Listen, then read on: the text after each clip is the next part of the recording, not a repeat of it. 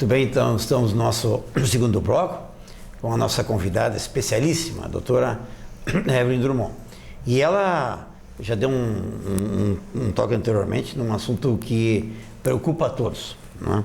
Que é a obesidade infantil, né? Aliás, a obesidade é um problema muito sério para todo mundo, não só para a criança. Mas, doutora, a gente vê efetivamente e se espanta, né, com a nossa juventude de gordinho. Esse é uma obesa e eles vão pagar caro por isso.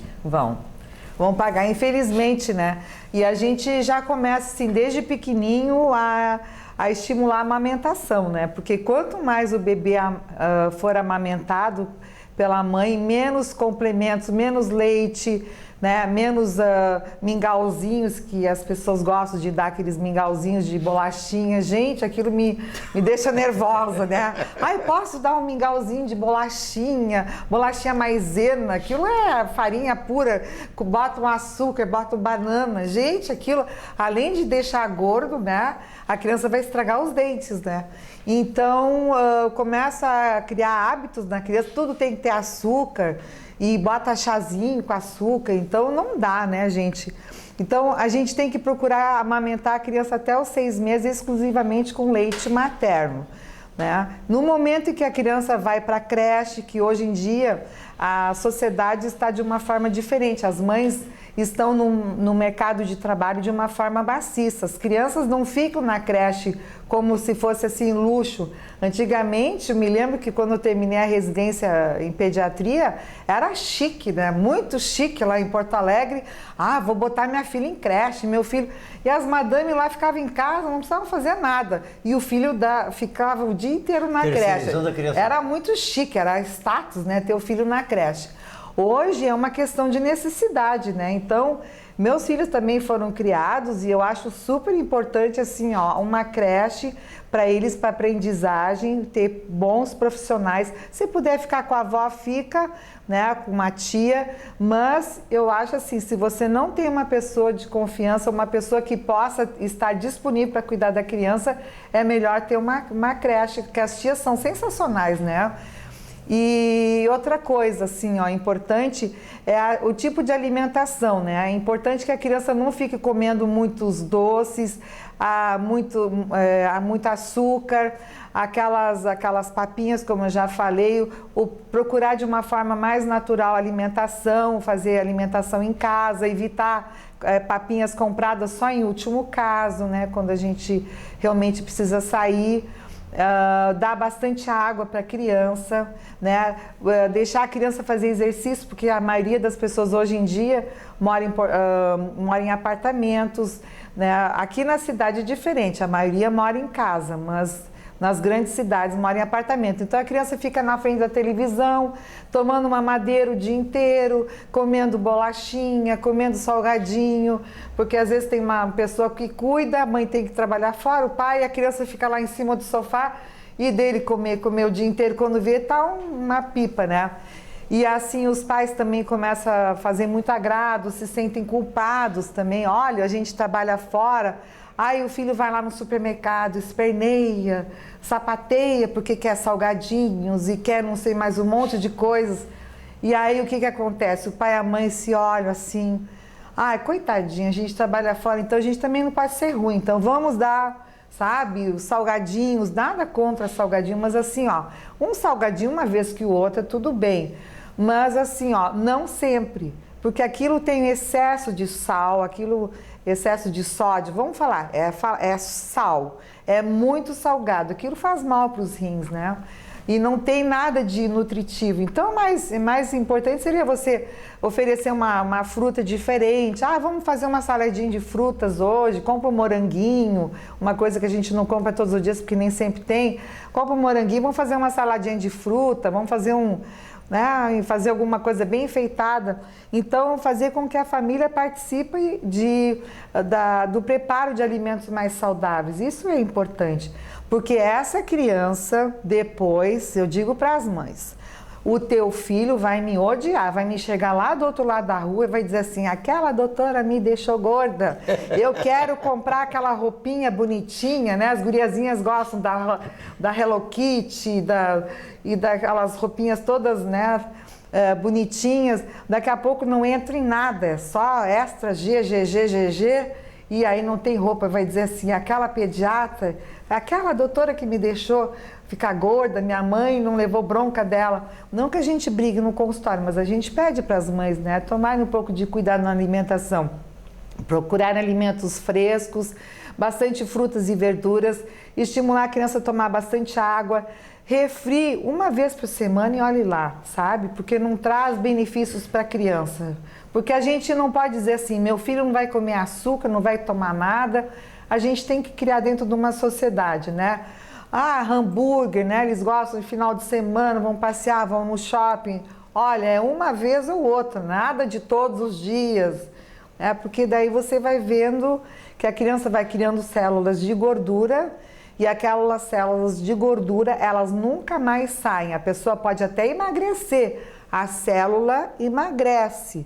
Mas quando a pessoa começar a comer, aquela célulazinha vai inchar de novo. Então, o número de células que vão inflar e desinflar já está aumentado além do normal. Então, vai acontecer isso. Ela pode até ficar bonitinha e tal, mas aquele número não, nunca mais sai dali, aquele excesso de células de gordura.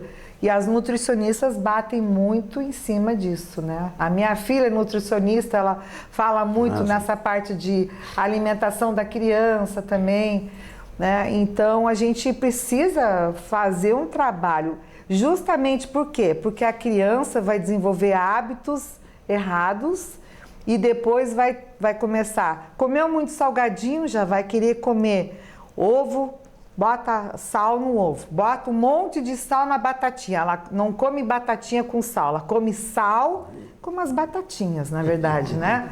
Então ela vai comer, ela vai habituar o paladar dela a muito sal.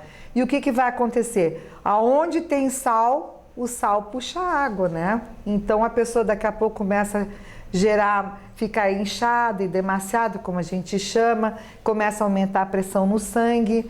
E com a vida assim, de estresse que a gente vive, os jovens também, se formou, já tem que ir para o mercado de trabalho, já tem que agradar o chefe, coisa e tal, treinamentos para ter as competências para poder trabalhar.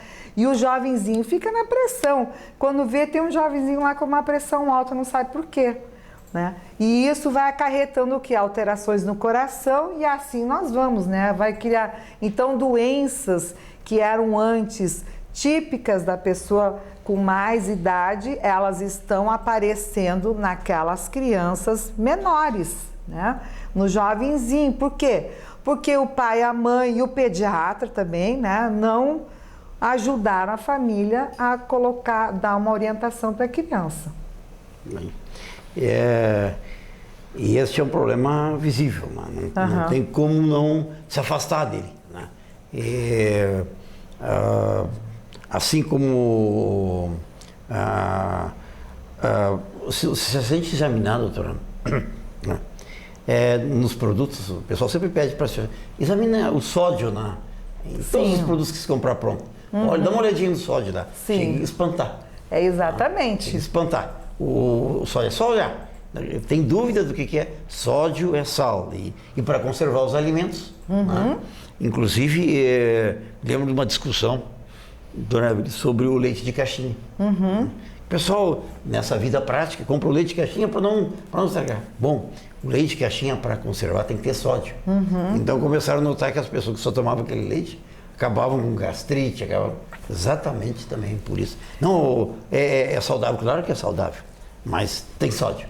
E quer ver uma coisa, doutor Marcos? Até assim, esses dias eu fui com a minha filha, a nutricionista, nós fomos ao supermercado e eu costumo comprar água de bombona, aquelas menorzinhas, porque guardar uma de 25 litros lá, para mim é muito. Então, eu já procuro comprar uma quantidade menor.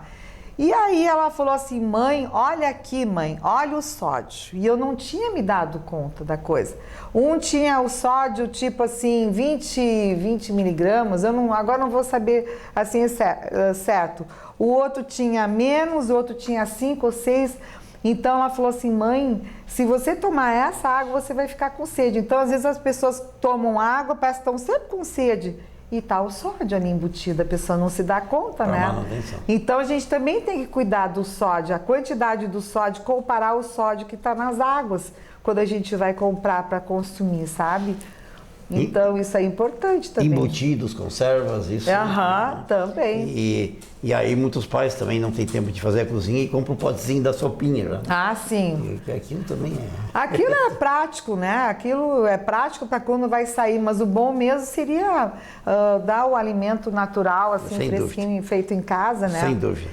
Outra coisa também, assim, aliado à doença da pressão alta, hipertensão, um futuro hipertenso é o diabetes também, que ele anda ali junto com a pressão alta, né? Então, indivíduos que desenvolvem obesidade, daí não praticam exercício, porque já ficam cansados, já estão com preguiça, não tem vontade de correr, não tem vontade de brincar. Os alunos, os colegas da turma debocham, às vezes tem o bullying, o famoso bullying, fica debochando, né?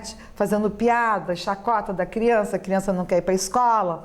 E essa é uma angústia também dos pais, né? Que tem os filhos nas escolas. E aí aquela criança que está um pouquinho acima do peso, ela não vai fazer exercício porque ela não quer se expor. E aí ela não quer realmente, não vai numa aula de natação, não anda de bicicleta, porque os outros vão rir, o que meus amigos vão pensar, não joga bola. Isso seria importante para ela. E ela fica com vergonha de se expor. De participar. Exatamente. Então, eu acho que é uma responsabilidade muito grande, sabe? Então, a gente tem que, assim, educar os pais, sabe? Educar os pais e principalmente para, assim, na sequência a gente ter uma criança bem alimentada, né? Doutora, um tema assim muito delicado, muito assustador, mas enfim, isso faz parte da nossa vida moderna. O câncer infantil, assim como o Dr. Casani teve alguns programas atrás, preocupado com o aumento de câncer nas pessoas. Uhum. Enfim, não se limita à questão genética, nem mais isso, o câncer infantil. O câncer infantil, felizmente, aqui nós temos pouquíssimos casos aqui na nossa cidade, graças a Deus. Eu digo assim porque uma tristeza. É uma tristeza, né? E a gente às vezes faz um diagnóstico, né? Um diagnóstico assim, meio assim, faz suspeita, às vezes a gente caminha para o especialista, né? Na maioria das vezes não dá, não tem problema nenhum, mas às vezes acontece de ter o problema e daí a criança, no caso, é encaminhada para um centro especializado em Porto Alegre. Geralmente em Porto Alegre tem os hospitais infantis que dão acolhimento e fazem todo o tratamento da criança, né? É uma situação bem triste, porque a gente fica assim, o que será que vai acontecer, né? Um ponto de interrogação, como será que a criança vai reagir? Então, a gente vê as mães, eu quero fazer um exame de sangue, eu tô com medo que vá dar alguma coisa no sangue e tal. E a gente, né, olha, então vamos fazer, o neném às vezes está muito bem, obrigado, o neném está melhor do que nós, né? Então, realmente, assim, a gente tem várias coisas, vários sinais e vários sintomas que podem sinalizar se pode ou não ter alguma possibilidade de ser um câncer, né? A gente tem uma forma de examinar a criança e do que a criança está apresentando, a gente tem uns protocolos para a gente seguir, para a gente fazer o diagnóstico. E qual é o maior risco? Olha, tem vários, né? Tem muitos casos, assim, mas assim, o que aparece assim é leucemia, né? Que leucemia que aparece mais, mas tem outros casos também que aparecem, né, em outros lugares também. Então, é um pouquinho daqui, um pouquinho dali, mas felizmente não é nada uma coisa gritante, né? E os sintomas? E os sintomas, às vezes, são cansaço, né? Perda de apetite, emagrecimento, mas principalmente, assim, é o cansaço, né? Que pode dar no caso de leucemia. Mas, assim, eu conheço várias pessoas aqui da cidade que tiveram leucemia e estão bem hoje, adultos, mães de pacientes, assim, que é uma coisa muito boa, assim, que a gente, né, a gente visualiza. E pessoas, assim, conhecidas, pais de pacientes que passaram por essa situação, alguns até fizeram transplante, estão muito bem, obrigada. A medicina evoluiu muito, né? Então, assim, assim, a leucemia, no caso, ela está bem diferente, o tratamento está bem diferente e, graças a Deus, ela está tendo um desfecho melhor do que tinha antes, né? Então, Felizmente. porque às vezes quando a pessoa recebe a notícia, o mundo cai, como qualquer outro tipo de câncer. Mas as crianças são poucos, assim, a gente pode contar nos dedos, assim, o número de casos. Felizmente. Né? Nós vamos dar uma parada aqui de 2 minutos para ir para o nosso terceiro bloco. E o pessoal da Moga me pediu para dar um recado. Amanhã vocês estão fazendo um pedágio na Praça Matriz. Né? Então, quem puder auxiliar inicia às 9 horas, vai até às 16 horas. Né? E também é uma coisa muito importante, o nosso Jornal Progresso se preocupa muito com isso, está sempre atento. Né? Então, a Moga pede que as pessoas que têm assim, um especial carinho, que façam todas, né? Por animais, que compareçam lá, ajudem, porque, né, nós precisamos, a cidade precisa de contar com a comunidade para isso também. Nós já retornamos aí com a nossa convidada, doutora Evelyn, pediatra Evelyn Drummond.